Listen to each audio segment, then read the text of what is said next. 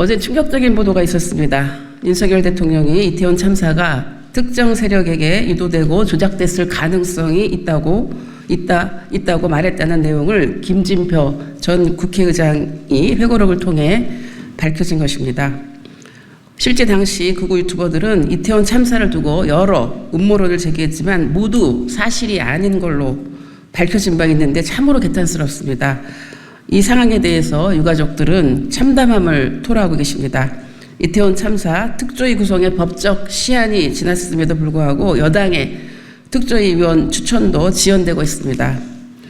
이태원 참사 음모론 윤석열 대통령은 국민 앞에 직접 입장을 밝혀라. 159명의 무고한 사람들이 억울하게 목숨을 잃었는데 대통령이 저급한 음모론을 신봉했다니 두 귀가 의심스럽습니다. 국민의 생명과 안전을 지켜야 할 윤석열 대통령은 과연 국민을 대표할 자격이 있습니까? 윤석열 대통령이 12구 이태원 참사를 두고 특정 세력에 의해 유도되고 조작된 사건일 가능성이 있다라는 음모론을 제기했다는 것이 김진표 전 국회의장 회고록을 통해 공개됐습니다. 국회의장의 회고록의 무게를 생각하면 그런 이야기를 듣지도 않고 회고록에 쓸 리는 만무할 것입니다. 특히 당시 원내대표인 박홍근 의원도 이를 메모로 증명하고 있습니다. 대통령이 입법부의 수장 앞에서 저런 발언을 직접 했다고 어느 누가 상상할 수 있겠습니까?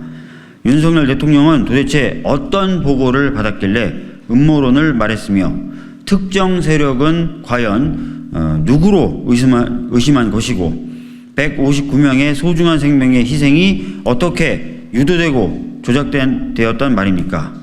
속에서 천불이 납니다. 대통령실은 이 내용에 대해 부인하고 있지만 윤석열 대통령이 보인 비정상적인 행보를 보면 믿지 않을 수 없습니다. 윤석열 대통령은 참사 다음 날 현장을 방문하여 압사라는 보고에 뇌진탕 같은 게 있었겠지라고 발언합니다. 비좁은 골목에서 대규모 인파가 몰려 참사가 일어난 현장에서 뇌진탕이라니 의아했는데 극우 유튜버가 제기한 음모론 중 하나인 길에 오일을 뿌렸다는 것에 근거했을 가능성이 큽니다. 각시탈 운운하며 불순 세력 개입을 입에 담았던 이만희 국민의힘 간사나 참사 유가족을 향해 같은 편이네라며 손가락질을 했던 조수진 국민의힘 의원, 이태원 참사 특별법의 거부권 행사를 직접 건의하며 진상규명을 끝끝내 막았던 국민의힘도 같은 영향을 받은 것은 아닙니까? 국정 운영을 하는데 주요 판단 기준과 근거가 극우 유튜버라면 윤석열 대통령의 판단력은 심각한 문제가 있는 것입니다. 공감 능력만 없는 것이 아니었습니다. 이러한 음모론을 두고 혼란이 커지자 경찰은 신속히 조사했고 이미 11월 초에 모두 무혐의로 결론을 짓습니다.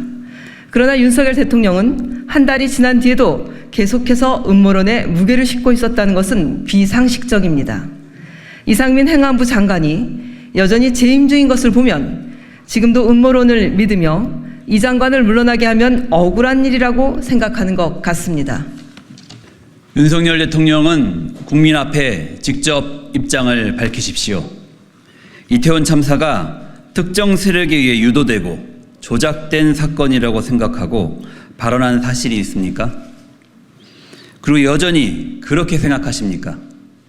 또다시 이태원 참사 유가족 가슴에 대못을 박는 윤석열 대통령은 진심으로 사과하십시오. 대통령실도 규탄합니다. 대통령실은 대통령이 이태원 참사 특별법을 과감하게 수용했다고 주장합니다. 착각도 유분수입니다. 절대로 과감하게 수용하지 않았습니다.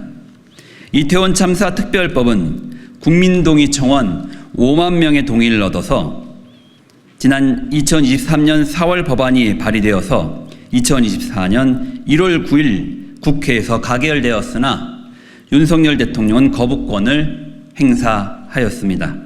이후 유가족들이 눈물을 머금고 크게 양보하면서 올해 5월 1일 여야가 합의한 새 법안을 발의해 참사 이후 1년 반이 지나서야 간신히 통과되었습니다.